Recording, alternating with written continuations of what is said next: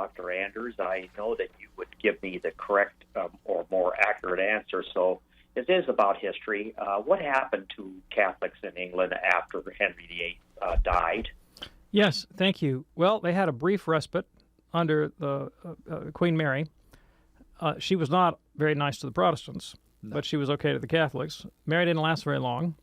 Then we got Edward and Elizabeth, and things got awful. Things got awful for Catholics under Edward and Elizabeth, especially Elizabeth I. Catholicism was illegal in England. If you were a priest, if you were caught, it was illegal to be a priest.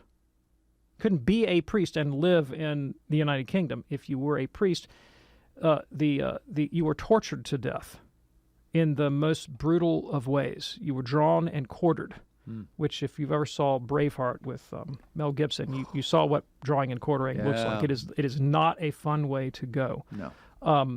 Some lay people were pressed to death. They'd be placed, say, under a board or a door, and then you would pile rocks on top of it until you just keep adding weight, and they would suffocate. You'd crush their rib cage, and they would die. Saint Margaret Clitheroe. Yep, exactly.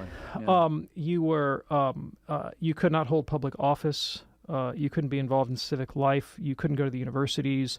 You were relegated to very second-class status. If you were caught harboring a priest or holding sacraments secretly in your home, you would have your property expropriated, reduced to penury, shunned, canceled. It was the original cancel culture. Yeah. So it was pretty brutal for Catholics under Queen Elizabeth, and in fact, Catholics did not receive legal emancipation, their civil rights movement, if you will, until the 19th century. Wow. So. It was pretty bad news for Catholics in the English Church.